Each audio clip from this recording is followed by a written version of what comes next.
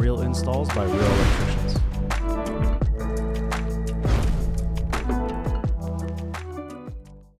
%30 tax credit, that extra 30% is really what allows the solar investment to pencil out to where it's a profitable investment for the homeowner.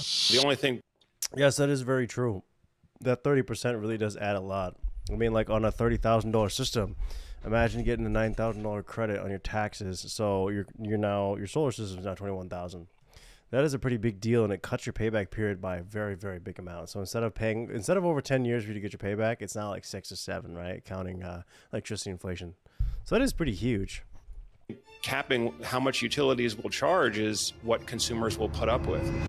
The problem is that it's an electric monopoly. They tell you what price you pay, and if you don't pay, they shut the lights off. And there's really nothing you can do as opposed to just going solar with your own battery system. There's an assumption that contractors have been marketing the solar system. This is somewhat not true. I know it's like, it sounds like the right pitch, like, oh, it's a monopoly. You can't dictate your prices. Well, you can never dictate your prices. You can't just walk into Honda and be like, I want 5,000. I'll give you 5,000 for this new Honda Civic. You can't do that. You can't go to the grocery store and be like, I'll give you 5 cents for this banana. That's not how it works. It's a capitalist society, right? And the reason why the utilities existed is because they needed to exist. Solar is the new technology around the block. The utility, being self-sustainable is a new concept in society for electricity energy. So you having to be connected to the grid has always been a thing for human history, even right now. Like, you don't just go solar and go off the grid when you're in the middle of fucking Las Vegas. That's not how it works. You're still connected to the grid. If your solar system fails, or your batteries get drained because you don't have enough batteries because you live in a mansion, your AC compressor's kicking on because it's 100 degrees in Las Vegas, you're going to be pulling from the grid still. So even if you go solar, you're still connected to the grid. You're still grid tied. Grid tied solar is the number one thing that not just we install, everyone installs. The biggest solar companies in the whole entire nation install grid tied. So it's not like you just have to be self-sustainable. You just have to be like off grid. Like, yeah, there's off grid capabilities, but the idea of you being completely off grid isn't really sustainable right now, especially with battery technology. Really isn't. It just isn't that great with batteries. Like, you can put a bunch of solar panels and you can generate a lot of solar, a lot of power, but where are you going to store it? You use your utility to store it, right? Like, NV Energy stores all your electricity for 25% credit. They give you 75, they take 25 for their storage fee, right? So NV Energy is your battery. And to be able to replace NV Energy as a battery, it still might take a little bit because battery technology is just not good. System up 30% because the federal government is offering a 30% rebate. And that simply is not true. That is treating the customer in a very unfair manner. The customer signed up for 25 years of solar service, not 25 years of payments with a broken system on their roof. Let's just say that these tax. Yeah, of course. And that's one of the biggest things about why PPAs and leases don't work, because you're tied into a contract where you have to pay monthly and then no one comes out to fix your system, right? It could be some small thing in your junction box and Pigeon could have came and nicked the wire. Now your AC run is out. Now we got to do the AC run from your junction box all the way down to your combiner box, or your solar inverter, solar edge, whatever it is, right? It's not always feasible. It's never feasible to do leases, okay? Never. Just never sign the lease, never do the payment. Doing solar cash only is the only way, okay? Tax credits, they go away, and homeowners who don't get signed up maybe after September or August of this year, they're not able to get in on time. What does going solar look like for a homeowner? Prices are going to have to go up a little bit because of the loss of this tax credit. Prices are going to have to go up a little bit because of these tax credits. Actually, what's going to happen is manufacturer prices has to go down. So what is going to happen is that installers will still be around, maybe not big installers. Okay, like my company, Panda Solar, we are going to be around because we do repair and maintenance. So no matter if you give us a new install or not, we're replacing and we're diagnosing microinverters. We're doing SMA, solar edge every day, right? Every day we're claiming solar edge warranty inverters. We're always going to be around because of repair and maintenance. That's why our company, like the big beautiful bill, doesn't really affect us as a health, because our company is always going to keep going because, well, the phones ring for repair and service, right? The big companies with the big advertisement is where everyone feels comfortable to give $40,000, $50,000 to. But then when something really bad happens, it's a small company like us with all the skilled electricians to do a diagnosis. So now all those big companies are gone, and it's just going to be small companies like us to do the repair and maintenance, right? So You're looking at the solar as, you want to get the best financial performance. Okay, so going back to what they said about the solar, what was it again? Hold on. It was solar. It was like solar being more expensive. If you're looking at the solar as, you want to get the best financial performance out of the solar investment, I think The best financial solar performance, it's literally just how much electricity that your system is going to produce versus how much you paid for it. That's it. It's that simple math, right? How much electricity are you going to get? So if you paid, let's say you paid $40,000, is that system going to generate $4,000 or $5,000 of electricity a year? Does that sound about right with inflation? Maybe like 7 years of payoff. It just depends. It's just what it's expected to produce versus what you paid for it. That's all it is. I think 2025, this is probably the last year where the solar investment really, really pencils out and offers a generous return. Yes, I agree 100% with Joe. With that 30% tax return, that 30% tax credit is very, very important. It is significant. So this is the last year. If you can't get it by now, in the future is going to be even more expensive. Payback period is probably going to be longer, depending on how greedy the utilities are, right? If the utilities start spiking that rate and spiking the interconnection and your whole bill just goes up dramatically, then yeah, solar's not going to be that bad. But as of right now, 30% tax credit going away, terrible. Joe, it's great to have you on. A lot of folks really consider you to be one of the go-to voices in residential solar right now. And, if anybody's plugged into what's really happening behind the scenes, it's definitely you. So I've got to ask, how are you personally processing all of this news about the tax credits potentially, specifically for residential solar, going away? And, what kind of an impact do you think that it will have, not just on the homeowners thinking about going solar this year, but also the industry as a whole? Yeah, Jack, and thanks for the opportunity to come on with you here. Been following your channel as well for a while. Okay, I'm gonna skip through a couple portions because if they're just kind of like mendeling and things, I'm just gonna try to get to the point of things. So if you get annoyed by me skipping, just understand why. Wow, this video is 30 minutes long. And lobbying in Washington as we speak, tax credit extended or preserved as much as possible, so that the industry doesn't have the rug ripped out from underneath them. Okay, so I think me being an insider in the industry, right? I'm not just a YouTuber with a marketing company, right? Talking about solar. I am a contractor, right? We're on roofs every day. I'm signing people's stuff. I'm helping people get their systems back up and running. I'm collecting all the payment. I'm ordering the material permit, every energy interconnection. I'm doing all of it, okay? And as somebody that's an insider, I can tell you that, it sounds brutal to like rip the rug underneath of these solar companies, but it's needs to be done, because there's no way in this world that there's no way in this world you're a big billion-dollar company and you have a lot of one-star reviews on the internet and you're still getting subsidies from the government. That makes no sense to me. You can't have the fucking government giving you basically a blank check to give your company money for you to then get one-star reviews on all the platforms, Google, Yelp, BBB, all of it. That's just not possible. And you're starting to sit here and tell me all those one-star reviews are fake? No. Those one-star reviews are real. You know what's fake? 5-star reviews. A lot of you're not pulling 10,000 permits in one city and having 10,000 installs a year. That shit's fake. It's so fake. Come on now. You need some brain cells to think.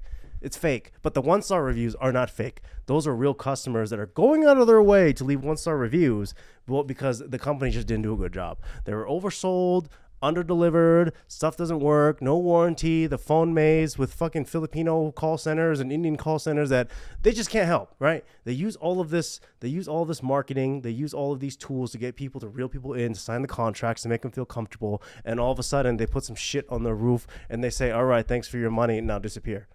That's it. That's why I think, like, as bad as it is for the 30% tax credit to go away, I think it's good that a lot of big unethical companies are disappearing. You're telling me that your company has one-star reviews everywhere and all these people are screwed, paying for leases, paying for loans when their solar doesn't work, but the CEO gets to buy a new mansion somewhere? You have to be joking, man.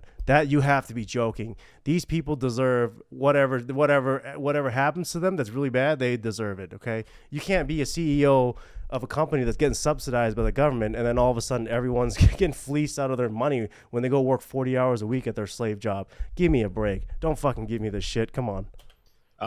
All of a sudden, where we would have to basically transition in the next 6 months or so. So this 30% tax credit In many cases, that extra 30% tax credit, which, if you have the federal tax liability, refunding you 30% of you would essentially to where it's a profitable investment for the homeowner within the first 10 years if they're paying cash for the system. So I think in terms of, a lot of the solar out there that's being sold, it's being sold by teams that are essentially having to go out and evangelize customers on why they should be investing in solar. That's not true at all. Not for Panda Solar, not for us. We get all of our calls through online. Pretty much 99, or I think I could say 100% of our customer base that we sell fresh installs to hate the idea of someone coming to their house, knocking to the door, and convincing them to get solar. Every single client, every single one. That's why our sales slogan, right? We don't have no pitch. We don't have a pitch, right? Don't give me this thing about, you need a good sales pitch. Go fuck yourself. You don't need no sales pitch, okay? If you do the work, you have good reputation, and you have fair prices, you will be successful in any business, okay? Don't give me this, you need to be a smooth, charismatic, psychopath, talker, sales guy to be able to fleece people out of their money. No, you don't need to be any of that, okay? You just need to be a somewhat genuine person that knows what they're talking about and can get the job done, and then there you go. You can make money, you can make a living, you can make a good life. So, the 30% tax credit is significant, but I think there's somewhat of a benefit to be able to completely just make sure all these unethical companies disappear. Okay, because I have videos for people that got scammed on my own channel. You could see brand new videos from different news channels, from local to like more statewide. I guess statewide, do they have that? Is that a thing, or is it just local? There's local news everywhere, all over the country, with people getting scammed for solar. So them government pulling the rug is also somewhat of a good thing. Maybe not good in the entire industry of solar, but good for a lot of future customers that want to go solar, right? And so typically to get a customer like that to sign up and to buy into investing in a solar system, the economics of it have to make sense. And of course, as you know, Jack, most of the solar sold in our industry is sold in that manner. It's not necessarily a homeowner that is determined to get solar and they're researching and they're asking solar companies to come to them. That is the new way solar is being sold right now.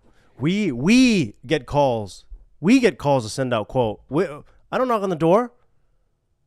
My business partner doesn't knock on the door. None of us knock on the door. We don't knock on no doors. We don't make no phone calls. We get the calls to give out the quotes. We get emails asking about random stuff, talking about material, and can I claim a 30% tax credit if I did it next year, and blah, blah, blah, blah, blah, whatever they want to talk about. So it is. The industry is now shifting towards the tradesman, the people with the skill, the contractor.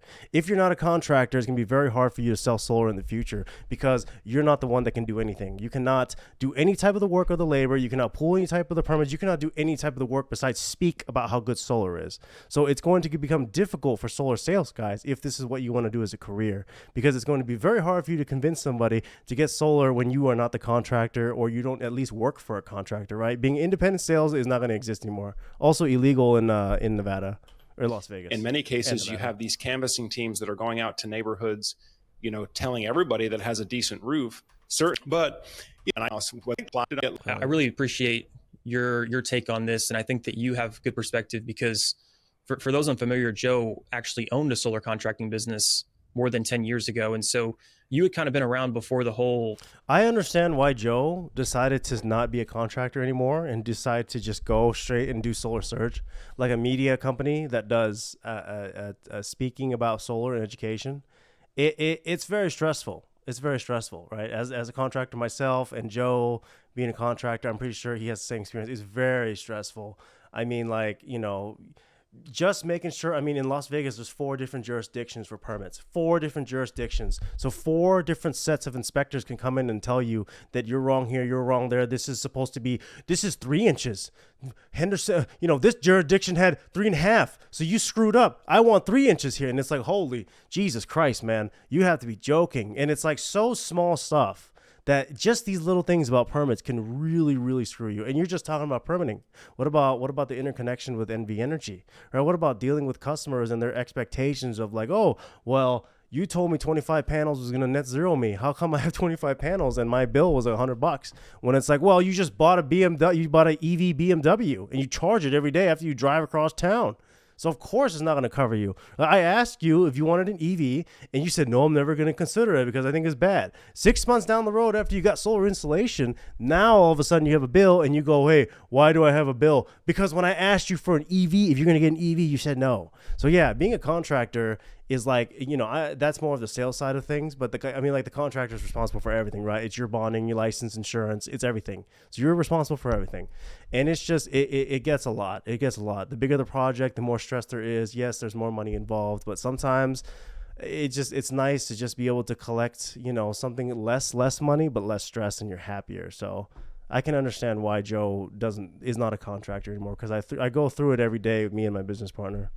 Sales bro culture, the bill swap pitch, the infamous solar is free ads that are everywhere now. So do you think that this shift, if the tax credits go away, kind of pushes solar back to what it used to be, which is, more about equipment, more about resiliency, independence, and less about just this idea of the bill swap?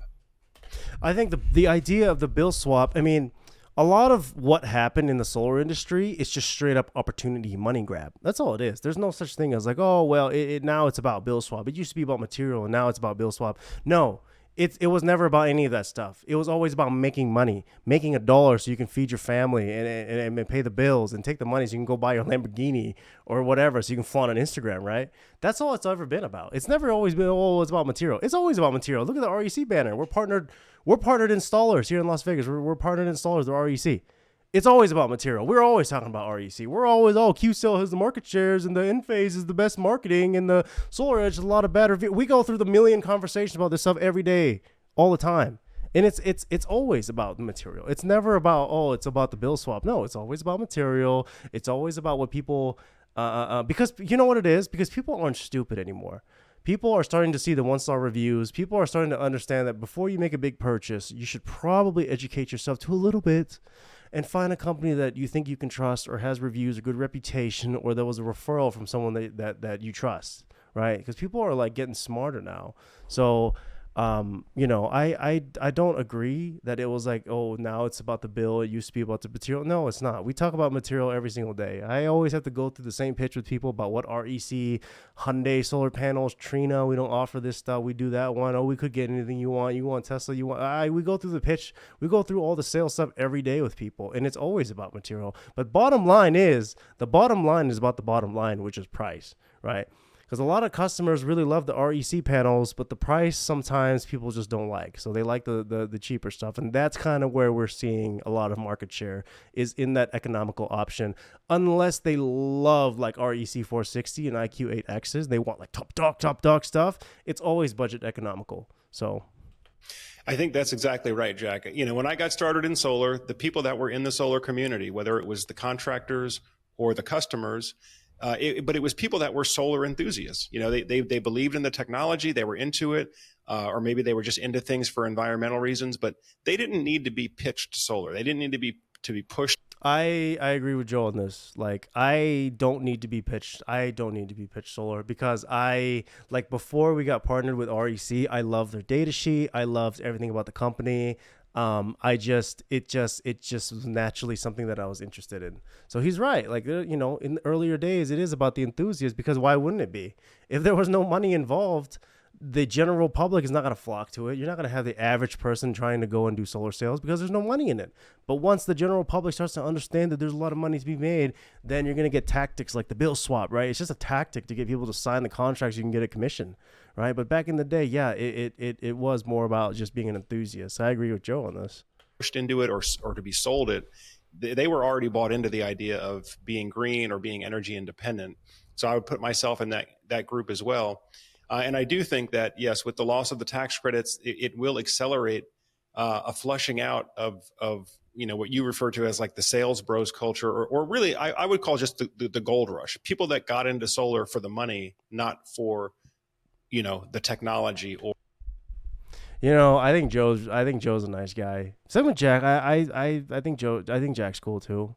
But Joe being the older person, I think he's a really nice person. He wants to not speak bad about somebody, right? I get it. Everyone's just trying to make $1 to survive. There's very little people have bad intentions. I understand, but it is the bro culture, but I think it also correlates with people not trusting anything salesy anymore. It's not just in the solar industry. It's like the human population in general. People just don't like salespeople anymore. Like, oh, you're trying to make a living off skimming off the top if I buy this. Like, please don't talk to me. You have an agenda. You're conniving because you need to, not that you're a bad person. You need to live somehow, but like, I just don't want to talk to you because it's not a genuine interaction. I think society as a whole is starting to shift away from salespeople, and I can understand why. Or what the technology represents because of the loss of this tax credit. No, okay. So before Joe answers this, I will put my take. Are solar installers price gouging because of tax credits? No, they are not. If they're a competitive company like us, we're a smaller company, so we have to squeeze the price to be able to get people to convince people to use us instead. Like, we can't go out there and be charging like $3-4 per watt. It's not going to work because they're going to be like $3-4. You don't have the $1 billion of marketing. You don't have all these fancy executives everywhere that look important, right? You don't have these big fancy trucks where the employees don't really give a shit and they just, drive the shit out of the cars and scratch and ding them because it's not their cars. Like to say that installers are price gouging because of tax is not exactly true, right? Because equipment is not cheap at all. Even getting discounts from our distributors, it's not cheap. We still have to pay thousands upon tens of thousands of dollars for equipment just to be able to install them. On top of that, do you know, like, let me tell you something about insider thing. Did you know that a lot of jurisdictions, I can only speak on Vegas, right? Here in Las Vegas, pretty much almost, I think 2 jurisdictions in Las Vegas are price gouging the shit out of solar permits, right? In one county, it's like $150. But then in, like, I'll just say it, in Henderson, they want $700 for one of the homes we did. North Las Vegas jurisdiction for permits wanted $800 for a 30-panel system. That's insane. That's literally insane. So it's not just price gouging from installers. It's price gouging from everybody. Like, the distributors want their money. The manufacturers know they can get their money. Fucking the lenders know that they can make more money because of the 30% tax. Everybody wants more money. It's not just installers. Installers get blamed because we're like the ones boots on the ground, right? Everybody's just kind of like paperwork and they're kind of like on the outskirts. The installers are the ones like in the trenches. So we're the ones that always get blamed. But in reality, everybody's price gouging, not just installers. Installers are the ones that get screwed over kind of the most. And I know it's hard to say this because installers have screwed people, but if you're an ethical installer, you're kind of getting screwed the most because you're trying to win over business. At the same time, you're getting price gouged by a lot of equipment. At the same time, you're getting price gouged by interconnection and permitting fees. So it's just like, it's almost like lose-lose for if you're a EPC, right? And I would like to comment on one thing too, Jack, because I see this a lot, and I see it a lot on my YouTube channel and comments coming in, that there's an assumption that contractors have been marking the solar system up 30% because the federal government is offering a 30% rebate. And that simply is not true. The solar installation See that? My friend Joe right here says not true because I agree with him. It's not true. Business is a highly competitive business today, even with the rebates and incentives that are available. For homeowners that are competitively shopping solar, it's not uncommon to get 2 or 3 competing quotes and get those contractors in a bidding war to where they may bid their margins down below 10% or 5%, or in some cases, when you count up all the expenses, some cases these contractors are doing these installations at a loss. So I think there's a misconception out there among homeowners that all solar contractors are marking up. To do work at a loss isn't really a thing. It doesn't really exist because it just doesn't. Like, you can do work at a loss if it was severely underbid and whoever bid it and whoever's the project manager that did everything with like pricing for materials, permit, everything, labor. I mean, they're just really bad at their job, if I'm just being honest. You cannot be out here and be like, yeah, we installed 30 panels. Yeah, we're down 5,000. Like, are you joking? You need to change careers, buddy. There's no way you just lost this $5,000 and then you basically gave someone a free what? How's that work out? Oh my God. Because they can afford to price gouge because of the 30% tax credit. In reality, Jack, many of these contractors aren't making any profit at all. And That's a big reason why you've seen a lot of these contractors gone out of business in the last 2 years since That's not. I would say this is a PR answer from Joe. Maybe Joe doesn't agree with me, but I think a lot of the bankruptcies has to do with warranty claims and bad sales tactics, because the sales tactics made it so the sales guys did and said whatever to have people sign contracts and make the commission. So the installer is not going to say anything because they get the profit margin, right? And then you also got the installer that a lot of people paid $17-18 to get like some general laborers to come and install stuff, right? I was one of them. I was an electrician I wasn't a general laborer, but I was an electrician for one of the solar companies here, and I was getting paid $17.50 an hour to do installs, right? And me and my business partner were the ones that did everything. We did everything. And we're like, why are we getting paid less than $20? Why don't we just start our own company, get a contractor's license, and just make everything legit and do it ourselves so we can reap the whole benefit? Because we're the ones doing everything anyway. Why give the owner that sits in the office and do nothing any type of profit, whatever? Because they're the ones that have a contractor's license. We can get one too. We got brains. We can think. We're tough enough to take on stress as a business owner. So that's one of the reasons why we started out our own thing. But let's continue. Sales have been slowing down as interest rates have come up. A lot of these contractors got caught naked to where their business actually wasn't making any profit. They were just able to stay afloat because their sales kept growing year over year. This all happens because the people in charge took the money already. See, like you don't operate a dying business without taking money. You take your money first. And then you say, oh, would you look at that? My business is under. It looks like I have to go under. But you already took your money. That's how it works in the business world. Don't let people tell you like, oh, yeah, my business is not making money. We're going under, so we got to bankrupt. No, you already took the money. You already bought your home. You already have a stock portfolio. You have your IRA. You have gold, assets. You're already set. You're just using this as a way out so you can kind of retire and then not have to worry about the warranty claims, right? This is what I keep saying. Like the warranty claims are what a lot of these companies don't want to do. And that's why we're in business as Panda Solar, because a lot of these companies, instead of sticking around to help out with warranty, they decide to, let's just cut everyone loose, call it a day and bankrupt. And then now we get the calls for all the warranty stuff, which is fine because we're happy to help people. But that's the real reason why bankruptcies happen, because of the warranty, right? Warranty and angry customers that got oversold on a product that's not that good. That's it. That's all it is. It's that simple. And that's basically what we had all throughout the 2010s was 50% year over year growth. But when interest rates started rising, those sales started slowing down. And many of the contractors that were on shaky financial ground just got washed out completely. So yes. So shaky financial ground also means you just have way too much overhead. Like you're hiring a bunch of people that doesn't really do much for you. You have trucks, you have a fancy building that doesn't really do anything for you because the sales are already happening at the people's house. You're just spending a bunch of money and being a dumb business owner. That's kind of what that means. There is a lot of shakeup going on right now in the industry. But again, I think the net result of all of this is that you're going to go back to a more healthy, organic supply-demand balance within the solar industry. There's always going to be people that believe in solar and want to buy it. And there's going to be good contractors out there that run sound businesses with sound accounting that are going to be there to fulfill that demand and should be in good shape long. I can kind of agree to this sort of, but like nobody shells out $30,000 for solar because they're a believer. See, people shell out $30,000 because they want their bills to be zero. Like let's get back to reality. Like I understand the optimism, right? I love things to sound good. I love things to be heartfelt and genuine. But if we're being like a bit adults here and we're all saying the truth, it's about money. It's about pocket. It's about bottom line. Like if I put these RECs, Q-cell, whatever, what's my bill? What's my bottom line? If I get an EV, what's my bottom line? Okay?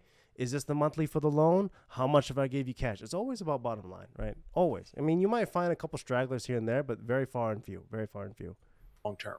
Often, demand for solar, and there's not a lack of solar companies, so they'd certainly have to be competitive with each other. But I guess I'd be curious, let's just say that these tax credits they go away, and homeowners who don't get signed up maybe after. It's going to be harder unless the okay, going solar without the tax credit in 2026, solar is not going to sell as much. It's not. That's why, for us, we're not worried because repair maintenance. Just I keep reiterating that, but it's true. It's just like an HVAC company or a plumbing company. Like they don't need to sell you a new HVAC system. They can just change your capacitor. They can just go in and change a blower fan and make a couple $100 and survive. Like like we are like a traditional trade company. We don't have to have new installs. We can just go out and we can fix stuff and we make a living and call it a day. That's all it is. But for a lot of companies that rely on new installs only, where the owners can't do any type of work, where they have to have a new install to have a profit margin, those companies they're probably going to be gone. And whoever signs up to go solar with them are going to get screwed, because you're going to pay those people are not going to give a shit. They're just going to do whatever they can to get the solar installation done. And then when they bankrupt and something happens with your system, well, you're out of luck. You're going to have to call us, Panda Solar, right? So it's going to be much harder to sell solar. And there's going to be a lot of bankruptcies, and there's going to be a lot of job losses. And I don't think that's a good thing at all for the entire industry. I really do think it's going to be bad for solar. Like I said, we're going to see stragglers out there every now and then, but in the grand scheme of things, it's much harder to sell. Companies are going to lose a lot of profit margins. People are going to be laid off, and that's it. That's the end of the story. September or August of this year, they're not able to get in on time.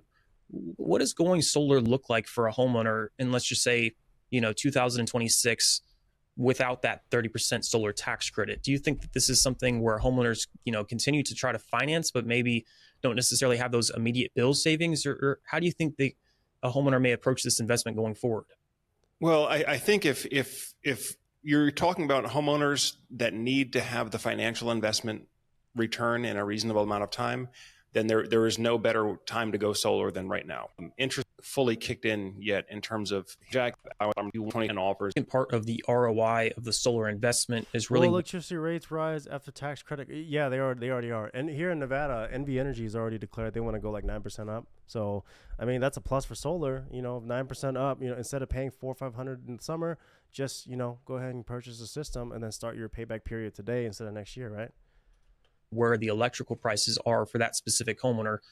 As we all know, the ROI for solar is going to be much higher in a place like Southern California, where a homeowner might be paying upwards of 40 or 50 cents per kilowatt hour, compared to somewhere like Washington State, where I wanted to get your take on one thing, something which I've been hearing a lot from clean energy advocates lately, especially in the wake of these subsidy rollbacks, is that without the support for things like residential solar, commercial solar, wind, and other renewables, energy prices for everyday people could actually end up going up. And you think going forward and from electric vehicles and the transition to electric vehicles, and the tools, let's say, for heating our homes or cooking, is going to have to come from fossil fuel burning, or so then the solar investment. All right, let's just kick a little bit through. Does this shift power back to utility companies? So my question is, I mean, sure, I guess, nothing ever shifted, it didn't really shift away, because most solar is grid tied solar. So it's like they're still kind of in charge. If they wanted to kind of screw everybody over with net metering, if they want to cut everyone's net metering, they can kind of do whatever they want. Like nothing really affected utility that much. I mean, yeah, when you go solar, they do lose some money, but you're still stuck on the grid. You're going to have to pay the interconnection fee. You don't have a choice. And if they decide to change your net metering agreement, or they try to change people's net metering agreements that haven't gone solar yet, well, they can they're always in power, because those NV Energy lines that are used for the 16 hours that are not, that you don't have sun, that's their lines. That's the utility line. Because, you don't have sun 24 hours, right? So everything runs off the sun when you have solar for that 6, 7, 8 hours. But when you don't have sun, where does the energy come from? It's the utility. Utilities always had power. Nothing has really changed that much. But now we're looking at policy to where it screws over the homeowner with solar. That's the big one, right? I already have solar. Now you want to up my interconnection fee. Now you want to double it, so it helps pay for the people that don't have solar. It starts to get into that black and white, that gray area where you can't really determine what is fair, right? So the future is that the utilities have always had power. The only way that the utilities don't have power is if you have an off-grid system. Off-grid, where you do not send power back to the grid. You send power back to your battery, all right? Your own battery. And that battery is enough to last you for a night. or a couple days if it's a cloudy, like in Las Vegas, it's been like cloudy the last 3 days. You need to have a battery for that. If you don't have a battery for that, well, guess what? It looks like you're using the utility grid lines again, right? Do you think the rollback of the tax credits kind of sends a message to utilities that they can just raise rates more without really as much pushback? They already have. They already have. I mean, homeowners have to, you have to make a decision. Do you want to hurry up and get whatever net metering agreement you can right now, or you want to see how things play out and go from there, right? That being, the fewer people go solar, they've got a more captive customer base again. Yeah, well, Jack, I mean, I think the problem with utilities, and of course, San Diego Gas and Electric is probably the worst. I believe they have the most yeah, SDG&E and then PG&E, right? Terrible, terrible utility companies. expensive retail electricity on the continental 48 states. Years ago, when this electric grid technology was just sort of coming into its maturity, but the problem is that it's an electric monopoly. And so they tell you what price you pay, and if you don't pay, they shut the lights off. And there's really nothing you can do as opposed to just going solar with your own battery system and just exactly. You have to have your own battery system, and now it's not as plausible. I know. Joe's. He's like it sounds like, oh, you just have to get your own battery and you'll be fine. There's so many homes that we did where like you would have to have a whole room full of batteries. You're gonna have to have a whole wall full of power walls. And that return on investment is going to take you your lifetime. You're never going to pay it off. Your rate of return, you're never going to pay it off. Come on, you want me to be honest? I'll be honest with you. You get a wall full of power walls, or you get a wall full of the Enphase like just way too many. You're never going to pay it off. Because why? The utility grid, you just send back to the utility grid and use their lines, and then they send you back energy, and then you get credit. What's the issue? So that's why it's not as easy as like, oh, you just tack on some batteries and there you go, you're off grid. Sure, you can be, but for a lot of people, there's not enough batteries. In here in Las Vegas, when it gets really hot, that AC compressor is going to kick on nonstop. Zun, zun, zun, zun, zun. And all of a sudden, you're using like fucking 80 kilowatt hours a day for a smaller house. And it's like, well, 80 kilowatt hours, go ahead and divide that by a power wall that's like 13 and a half kilowatt hours, right? What is that, 5, 6, 7 power walls? You're not gonna buy that many power walls just so you can be off grid. Just take that money and go throw it into the stock market. Close your eyes, pick a Fortune 500 company, throw the money in there, and you're gonna be way better off than just, oh, let's go off grid, right? And I'm telling you the truth as a solar contractor. I don't have batteries on my house because there's no blackouts here in Las Vegas. It doesn't happen.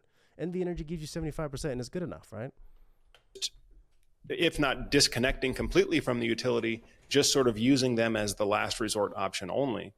And of course, that's what we're seeing in California, is a lot of homeowners are choosing to install solar with battery storage, even in this current NEM3 world where they're... Yeah, okay, so battery storage in California is a little bit different because net metering sucks. So their utility grid gives them a quarter. So if you send back $100 worth of energy, they give you $25 on your credit. That's it. That's why the return on investment is different in California. Not all battery installation is equal. Some is better than others, right? If you have like if you think that you have blackouts more, maybe you have more blackouts in your neighborhood. Yes, maybe doing, it's more than the return on investment. It's more than the ROI because it's about safety for your family, right? So batteries could be a very important factor in installation depending on how you see it in your situation. So in California, yes, it's very important because you don't want to give the utilities $100 worth of energy and they credit you back 25. That's insane. I'd be so angry. No, I'm not. I'd rather send you nothing. Fuck it. No, I'm sending you nothing. All right. So yeah, you know what? I will buy a couple batteries to make sure I get the most value out of my own energy, right?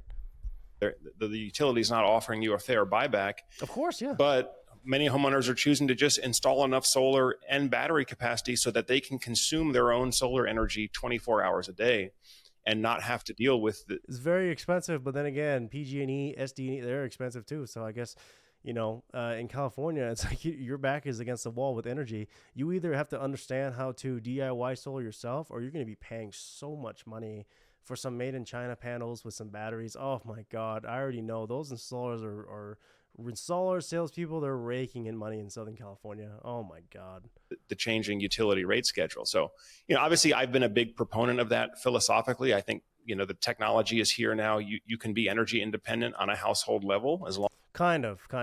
I don't think that statement is accurate towards all families, right? It's just not because of my own experience. Like there's so many homes that, You just can't have enough batteries. It's just not going to work. Last 3 days was cloudy. Solar wasn't enough. Even if you had a room full of batteries, it's just not enough. It's 110 degrees outside. It's cloudy. That AC compressor needs to kick on. You're doing like 80, 100 kilowatt hours a day. You don't have 300 kilowatt hours of battery, right? Cloudy days, you don't have 300 kilowatts of battery. So you're going to need to pull from the grid. So no choice. I think battery technology is headed in a good direction. I just don't think it's that ready yet, right? Like for some self-consumption stuff, for like a little bit backup stuff, yes, battery's good. But for an entire like off-grid situation, no, I don't believe in that whatsoever. Not right now. As long as your house gets decent irradiance, good amount of sunlight's hitting your roof. But really, I think the only thing capping how much utilities will charge is what consumers will put up with. Yeah, true. They put up with a lot there. They put up with a lot. Which one thing that concerns me in particular, I think it's going to be the growing number of customers which essentially become abandoned, meaning that we're looking. What happens if your solar installer goes bankrupt? You call Panda Solar, the guys that fix the small company that's run by electricians that fix everything. You call us. That's essentially what happens. I mean, this whole conversation, like what happens if your solar installer goes out? I mean, you do what you can. You do what you can. You call somebody else. Maybe you try to take on some new skills of yourself, and you do what you can to survive. That's what you should do. Do not sit around and cry and, oh, I made a bad decision. Maybe you did, maybe you didn't. Maybe you just got unlucky. Maybe the company was really good, but maybe they did have real troubles and they just left. I mean, you can't just sit around and do nothing. Always try to do something. Always try to make calls. Always get different quotes. Talk to the people in charge, the people that do work, and see what can happen for you. All right, don't just let things go so easily. And so, even though these solar finance companies, solar but leasing then you also scams touched on in 2025. I talked about this like a year ago. Jack, the other issue of these solar leasing companies, and that the business model of these solar leasing companies, like Sonova, which recently filed bankruptcy, is being able to capture the solar tax credit. And from what I'm being told, is being able to capture the solar tax credit at an inflated value. Meaning that, let's say if you went to a contractor and you wanted to buy a 10 kilowatt system, contractor says, okay, that'll be $250 a watt cash, $25,000 cash. That $25,000 is what the cost basis of your system would be when you claim your tax credit. What some of these leasing companies have done, from what I'm told from my contacts, is they are overinflating the price of what the actual contract price is and then collecting that 30% tax credit off of it. Yeah, I've heard of this. There's an article about a Texas company that was doing this. They were inflating like installs, so like every install was over 100,000. So they were collecting like the tax credit on this. The tax credit was like the same price as the actual install. So, I mean, it's smart. It's a loophole, but it destroys industries and other people have to like pay it forward, like you're like collecting upfront what other people have to like pay back. So it's really a scummy thing to do. Total up the total number or total amount of lease payments over the entire 25 or 30 years of the lease, which could be triple the cash price to the contractor. Exactly. Yeah. And then they're using that amount to calculate the solar tax credit. And I believe what's happening is the federal government now is cracking down on how aggressively they can price and evaluate the cost basis for that tax credit, which is causing these business models to come under pressure. I mean, just in the last year, we saw the Texas Green Lease Company go out of business. Oh, that's what it was. Texas Greenleaf. That is the one, the Texas company that was doing the scam. On this issue. I mean, this is one aspect of it.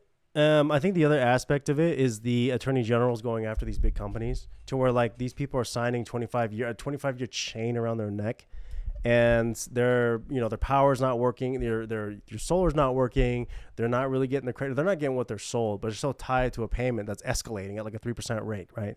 So you're supposed to be paying for solar, which is supposed to be, enough for your generation of during the day and enough to send excess. So at night you pull back and you get the credit, right? You're supposed to be net zero basically, and they're not, because the way that the company is set up, they can't do net zero. Right? I don't know what it is about big companies, but they can never net zero anybody. Always under deliver and oversell. Always. That's the model of every single big box company. I just don't understand why. But this is one of the biggest things about solar scams. It's like, it's not always just at the corporate level of them like trying to inflate the price to collect the tax credit that's a lot higher on the inflated price. It's also about the consumer protections, that side too, of the consumer side, where people are like basically getting scammed. Like you're paying $200 a month for shit that doesn't work. There's a bunch of junk on your roof, right? Let's go ahead and skip this one. Let's go to this one. Joe's top advice for homeowners going solar. All right. So my final question for you, the majority of my audience is homeowners, maybe people who have solar, considering solar, somewhere in the middle, especially right now with all of the uncertainty regarding the tax credits and everything else that's changing, from company closures to financing shifts. What advice would you give to somebody who's maybe just starting the process now? Maybe somebody who's, looking to make the move on solar. They want to get something, started here in the next couple of months. What should they be thinking about when it comes to potentially choosing an installer, picking the right equipment, and maybe deciding on how to finance or even lease the systems so that they just set themselves up for a stress-free, future-proof, long-term investment? Okay, first of all, don't listen to Jack here saying a lease system. That's absolutely terrible. And I'm actually disappointed in Jack that he actually just said that. That's absolutely terrible. Do not do any type of lease, PPA, TPO, third-party ownership. Don't do any of that bullshit. I'm telling you right now, as a licensed contractor, do not do any of that at all, ever. I don't care. Keep paying your utility bill. Keep paying it. Do not go solar and pay a company a leasing fee for 25 years to put some mission solar panels or whatever the hell, Trino, right? Don't ever do that. If you cannot go cash or you cannot go a decent loan with a decent rate, do not go solar. I'm telling you, I make a living off solar installation, repair, and maintenance, and I'm telling you not to do it if you cannot do a decent interest rate loan or cash. Okay, so and never go lease, never do it. Oh, also, the biggest advice is also to look at bottom line and talk to the people that do the work. Who are the electricians doing all the important connections? And who are the guys in charge in the office that's pulling all the paperwork and NV Energy and all that? Talk to all those people first. Don't worry about the sales guy trying to collect a commission, pulling up in his Tesla with his shirt and fucking iPad. Don't worry about all that bullshit. It's all bullshit. The guy that does the connections for the electrical, the guy that drills into your home, the guy that pulls the permits and do the interconnection for your home, the important work, the one that has to be done that's non-negotiable. Speak to those people first. If they sound incompetent, run. If they sound okay and they can kind of explain to you the process of what they're doing, every little thing, every little detail, you ask them questions and everything sounds good and they're very professional, I would say you're pretty safe, okay? Stay away from big box companies. Stay away from, if you go online and you type in the CEO's name and there was like an article about them buying a mansion, yeah, stay away from that. You know why that CEO has that mansion? All the people got ripped off. Now they leave 1-star reviews, but the CEO has a mansion and a Lamborghini. Stay away. Use your brain cells. Okay, that is the biggest advice from me, at least. Let's hear what Joe has to say. Yeah, great question, Jack. Obviously, lots to consider here. Number one, I would say if you can afford to do so, just pay cash for the system. That's right. I agree with Joe 100%. Just pay cash for the system. I know in America we like to finance everything. The rest of the world is not like this, but it's a uniquely American thing. We can put a financial product around just about anything and make it look good on paper. Because finance bros, they want to be able to make human energy without actually having to do anything, right? Because that's what money is. Money is just energy. And like, instead of you having to go to work and spend 40 hours of your life to make money at a job, they'd rather skim off the top and make other people work, maybe make other people slave laborers, and then they just skim off the top for money. Because money is actually energy. It's all it is. When you really understand money, it's just about energy, labor. It's going into the whole business aspect of capitalism. It's just about energy. That's all it is. But now, if you can afford to pay cash for the system and you live in a market that has a good net metering program, I think solar is a good investment for you. Next question, of course, is choosing the right contractor. Now, in my opinion, the contractors that have been the most stable, and I predict will continue to be the most stable, are the companies that did not try to grow nationwide overnight. So he's talking about local installers, exactly. So the ones that are not nationwide with big CEOs with a Lamborghini and a mansion. If the company has a Lamborghini and a mansion, just use some brain cells, please. There's a reason. Where did they get the money for the Lamborghini and the governments? Besides government subsidies. I know a lot of government, Democratic Party has subsidized so much solar, and those CEOs were able to skim off the top and be like, oh, my company got $100 billion.